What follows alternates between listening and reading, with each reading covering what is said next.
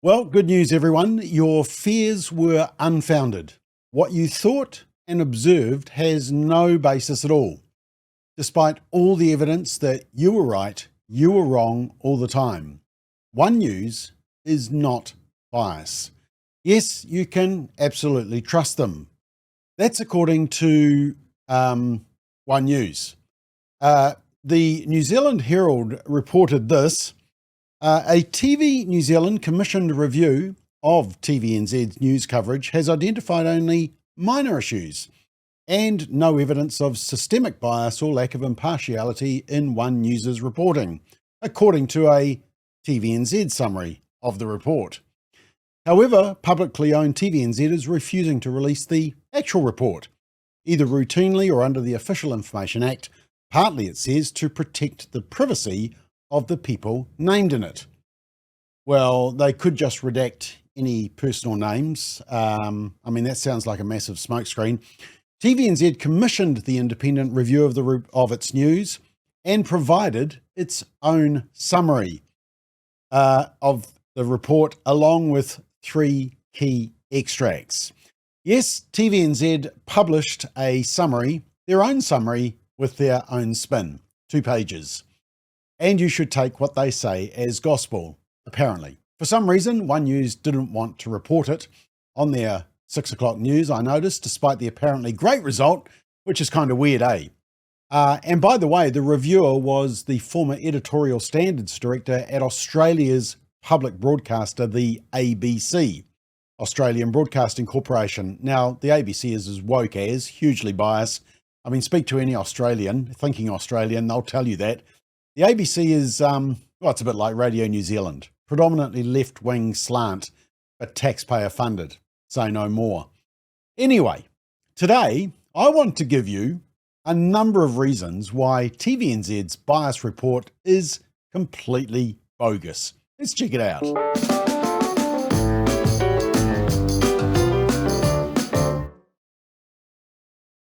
So, in probably one of the most appallingly biased pieces of news coverage of late, One News managed to find 9 commentators, including a primary school child on school holidays, to support their reporter Mikey Sherman's claim that all New Zealanders are demanding a Palestine state to reward terrorist group Hamas.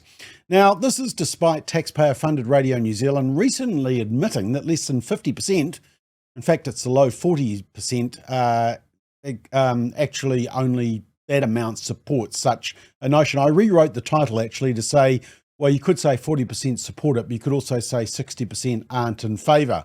Now, the one voice to the contrary was Prime Minister Christopher Luxon, who's already sort of leaning that way. So One News found 9 to a weak 1. Have a watch. As some of our closest allies recognise Palestine as an independent state, back here there were overwhelming calls for our government to follow suit. Well, it's going to give people rights. It's going to give people autonomy over where they live, and everyone wants that, don't they? The genocide that's happening at the moment just is unacceptable, and it's just going unnoticed by the government. You know, for too long they've stayed out of it, and I think at this point anyone who stays out of it is becoming more and more complicit by the day. It's embarrassing and cowardly that we are being left behind.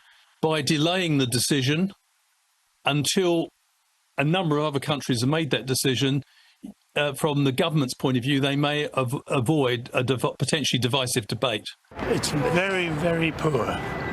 Slow. Very slow.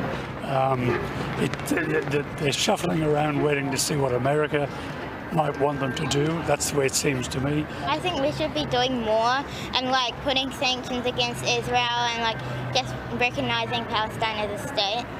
Yeah. I mean, I think the government needs to stop being scared of what other people think and really stand up for what New Zealanders really.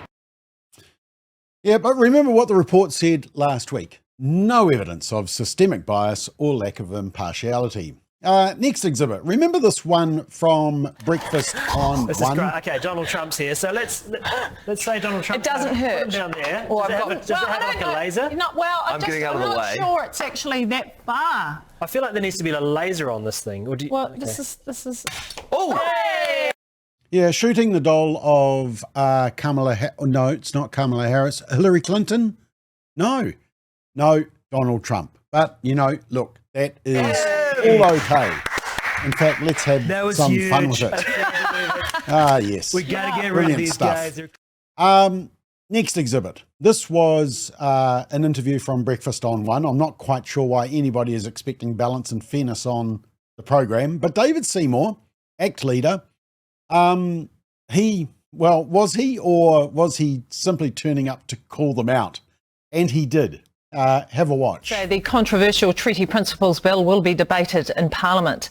The bill, which seeks to redefine our founding document, Te Tiriti o Waitangi, has sparked what could be the largest mobilisation this country's seen in modern history.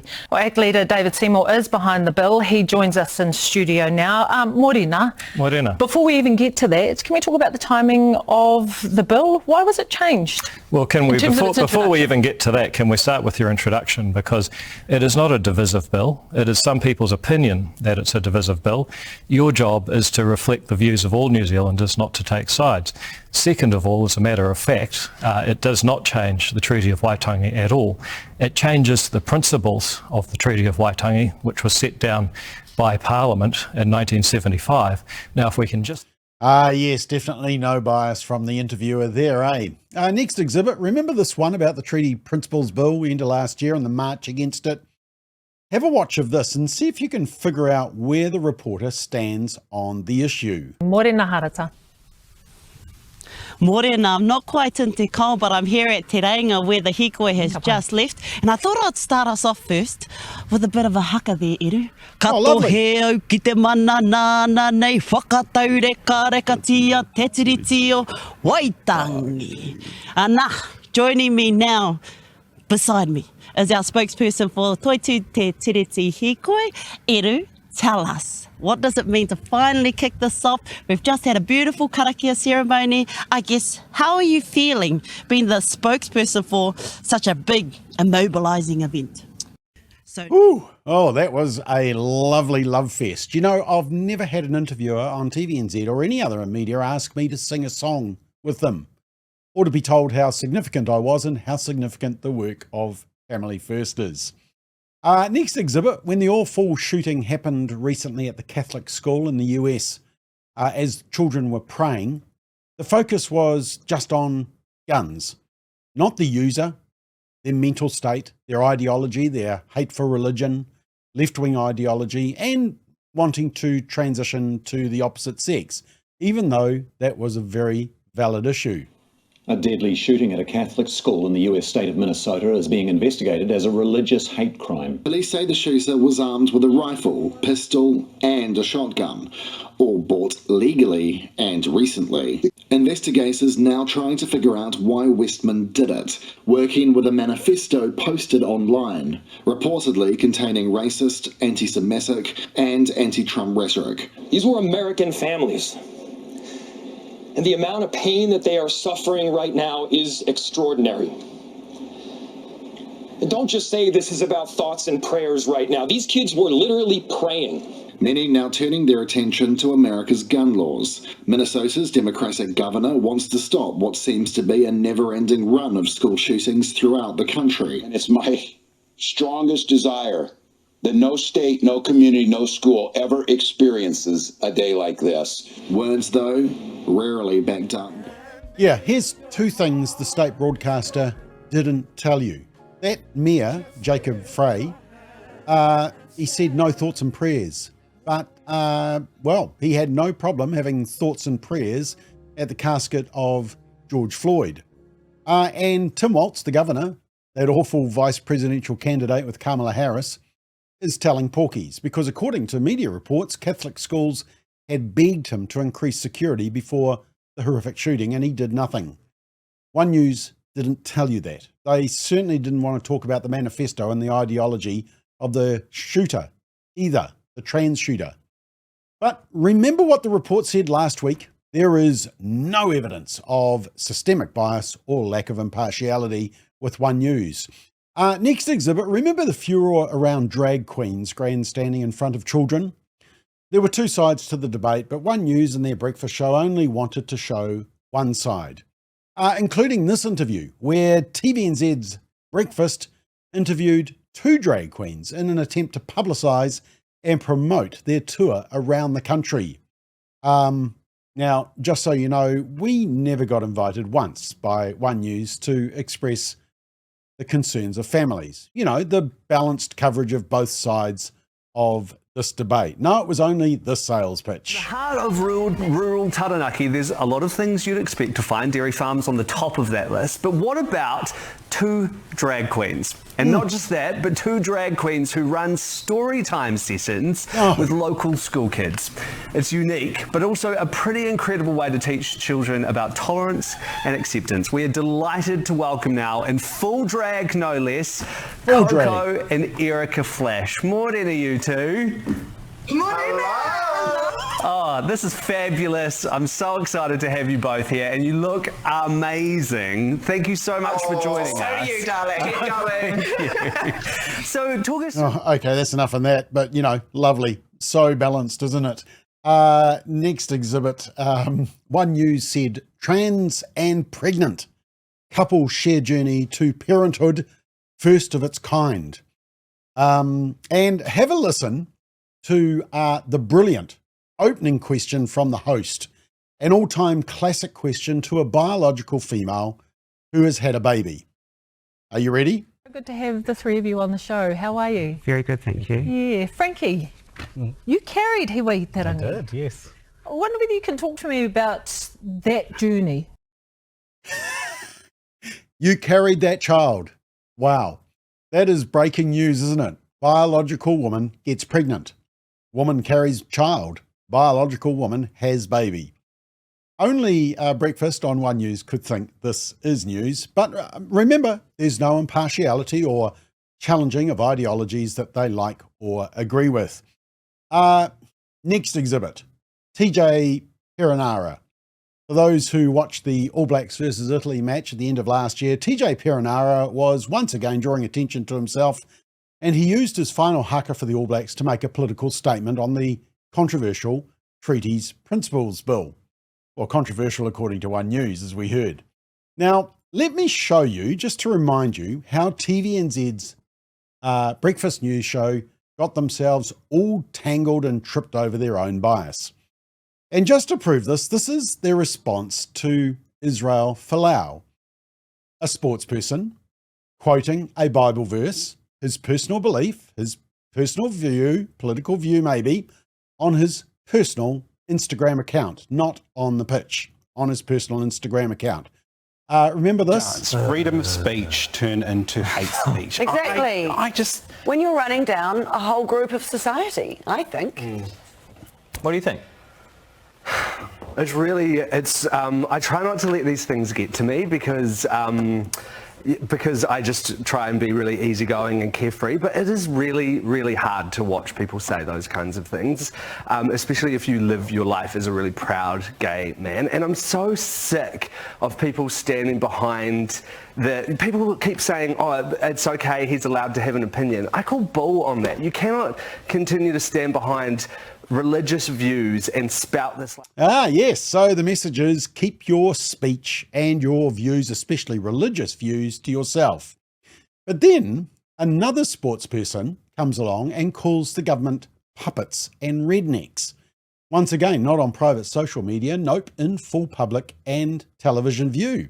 A woman Hurricanes player did this on the pitch as part of the pre-match sort of presentation. Watch the coverage of One News on this one. Is rolling in, and it is a bit of a mixed bag, but it's interesting. I'm surprised at how many of you say, go for it, girls. You know, politics has a place in sport. If you've got a message to make, it's your choice to do it. Well, I also, again, want to put into context here that it was done via a haka. Haka has always been a place for Māori to express their views, and yes, political views as well, and it's a place to lay down challenges, and that's exactly what these women did.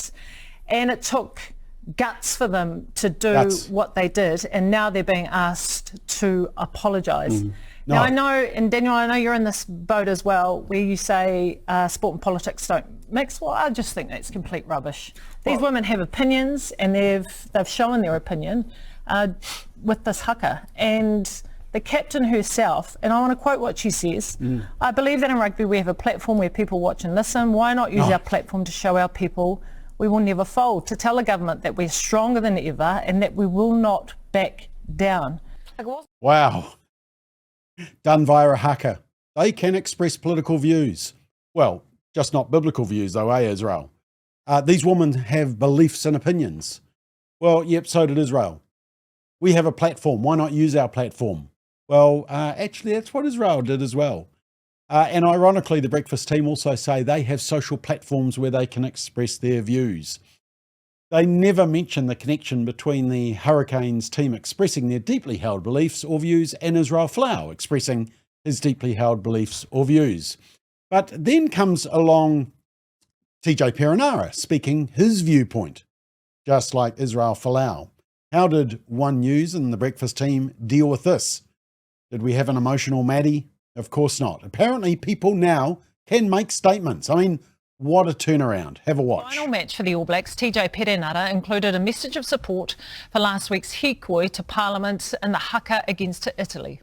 Perenara's last words, toitu te tiriti o waitangi, translates to honour the treaty or the treaty is enduring. Now, for reaction, we're joined by rugby commentator Whauono Ken Laban and One News chief correspondent and the president of the TJ Perenara Grayland branch.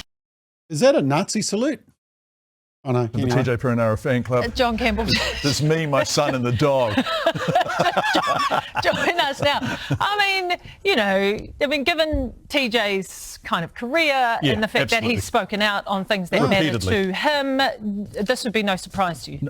Apparently now, according to TVNZ, it's okay to speak up on social issues. It continues. Here's the thing, Ken, is we always talk about sport and politics shouldn't mix, and there's an expectation that our athletes will just stay athletes and that they shouldn't have a opinion when it comes to anything political or societal, etc. Do we need to just get rid of that? We shouldn't actually be saying that anymore? What about Israel? We've gone past the days of all credit to the opposition and thanking the ladies for the play. And it's good that our players, whatever sport that they play or whatever platform that they have, that they are confident enough and articulate enough to be able to use that platform for good. And that was a good thing that TJ did. Yesterday will be celebrated. Very good. I'll pass that on to Israel.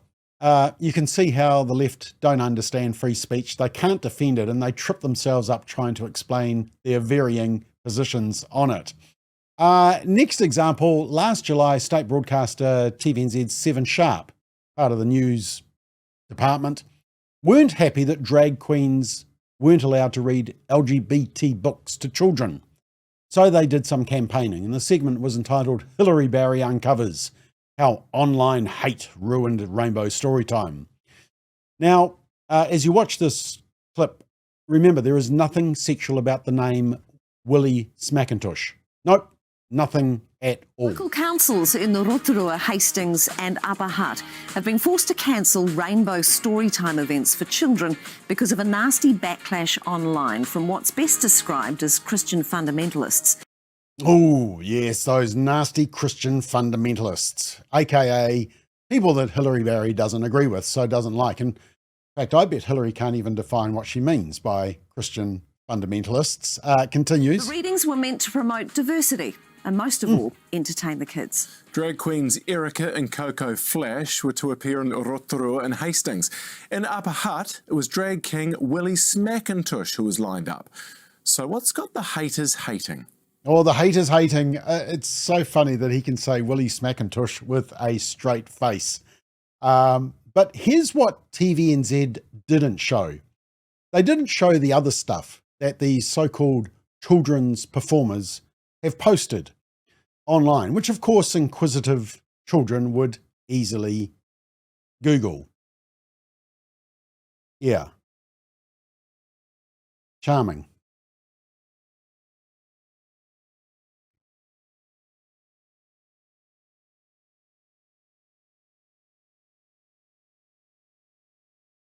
Yes, but remember that is children's entertainment. And remember what the report said last week about One News, no evidence of systemic bias or lack of impartiality.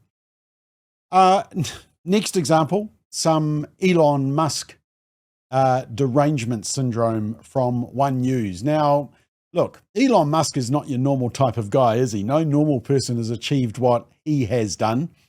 And in terms of his space travel technology, Tesla electric cars, opening up Twitter to free speech, you only have to watch him being interviewed to see that he's, well, quirky. Now, let's watch One News, our state broadcaster, at the celebration of Trump's election.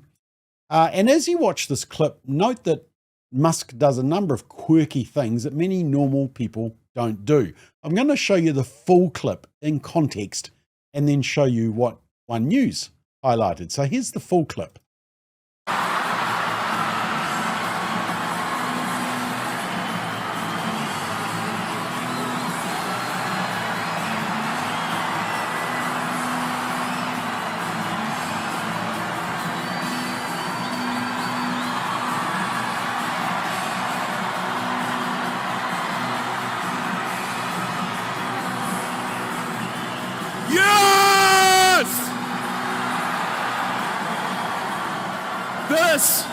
This is what victory feels like.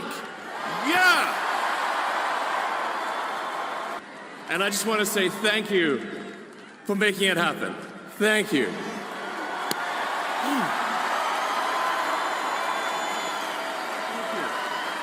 My heart goes out to you. It is thanks to you that the future of civilization is assured. Yeah, now let's watch One News's coverage and note when they stop the coverage and the reporter comes back in. While celebrating President Trump's inauguration, Elon Musk used this hand gesture. Thank you. Sparking outrage and speculation online. Some users on his platform X have likened it to a Nazi salute. Others say he was expressing his heartfelt thanks. My heart goes out to you. The question now, how long will the Musk-Trump bromance last? Yeah, note that they show half of it, but not the emphasis on the heart and not the statement. They do eventually connect the heart message, but it's an afterthought. They hope you've forgotten. Next exhibit, some Trump derangement syndrome, which One News are very good at.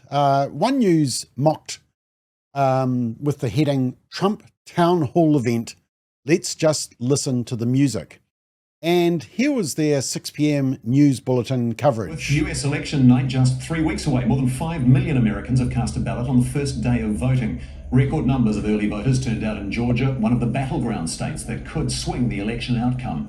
The presidential rivals traded barbs in another day on the campaign trail, with Kamala Harris appearing to question Donald Trump's mental health after this.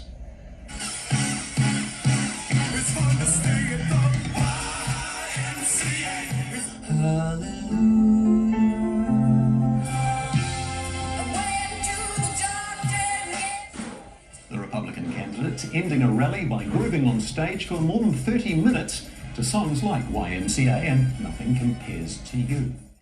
Yeah, but what actually happened?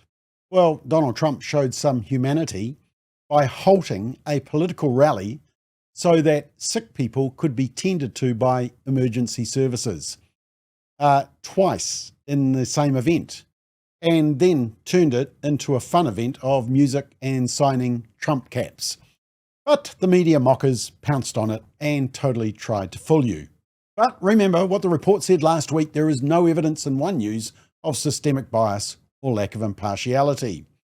Next exhibit was One News reporter Jack Tame grossly misrepresenting former President Donald Trump. He was former at the time of this report, just before the election. His comments about protecting women from illegal immigrants.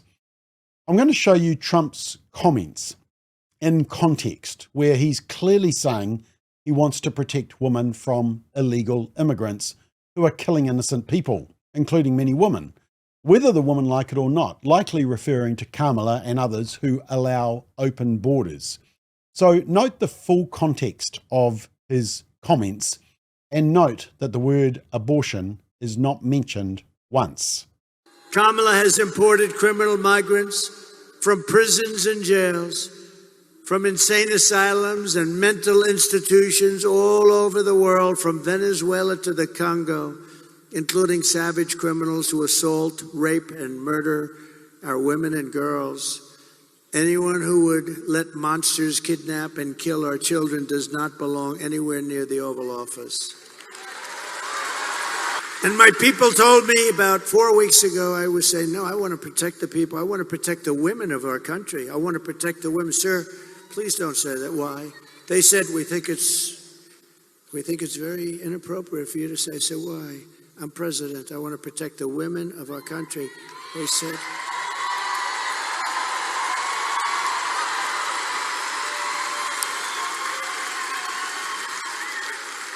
said, sir, I just think it's inappropriate for you to say, pay these guys a lot of money. Can you believe it? I said, well, I'm going to do it whether the women like it or not. I'm going to protect them. I'm going to protect them from migrants coming in. I'm going to protect them from foreign countries that want to hit us with missiles and lots of other things. Remember, Okay, so that was a full statement. Now let's watch One News coverage. And the speech coverage is stopped mid-sentence. And listen to what Jack Tame says Trump was referring to. I want to protect the women of our country.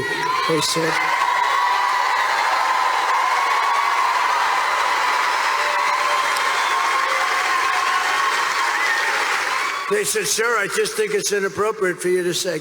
I said, well, I'm going to do it whether the women like it or not. I'm going to protect them. After Trump's comments around reproductive rights in Wisconsin last night, Kamala Harris was quick to pounce. Wow. Complete misrepresentation.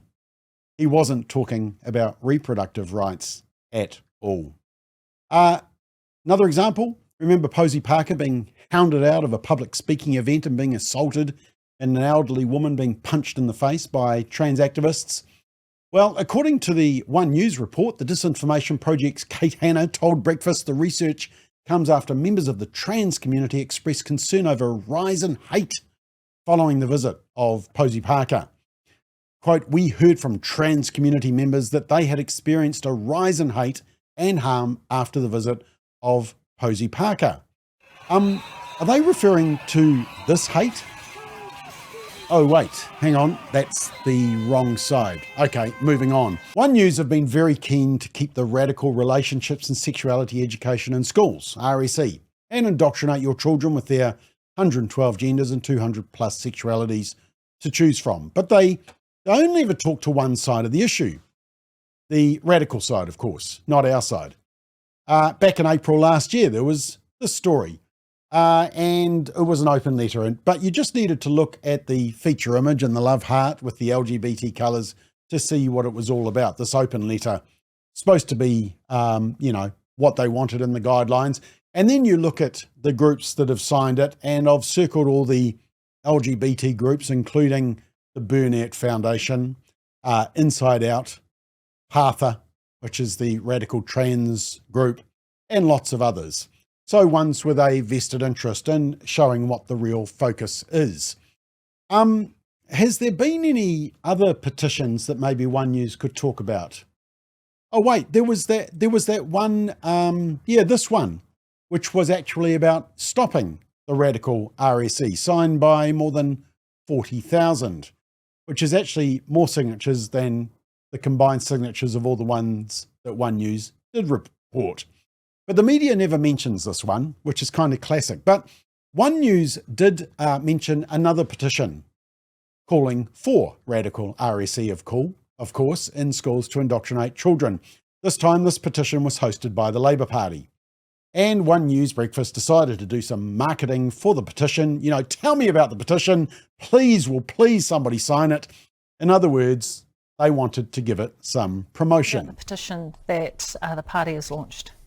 You'll see in the 100-day coalition plan that in there New Zealand First asked for a review of the sexuality education guidelines. Those were put in for a reason. We know that our tamariki, our rangatahi in schools feel unsafe, they experience harm, and so those were put in place to provide resources at the request of teachers, parents and communities to support our tamariki that are in those environments. I'd like to know... Yeah, of course, there's no mention at all about other students whose welfare should also be considered. Disabilities, different racial groups, socially awkward children who often get picked on, overweight students. No, you know what the focus is always on. Right. Whew. I could actually share a lot more examples, but you get the picture. 15 reasons alone, just in this McBlog, of why you should treat TVNZ's report, commissioned by TVNZ and summarised by TVNZ on itself, saying that TVNZ is not biased, but they're not willing to release it in full. Why you should treat it with the utter contempt it deserves. TVNZ tell you there is no evidence of systemic bias or lack of impartiality in one user's reporting. Well, if you still believe them, I have a bridge to sell you with a cycle lane.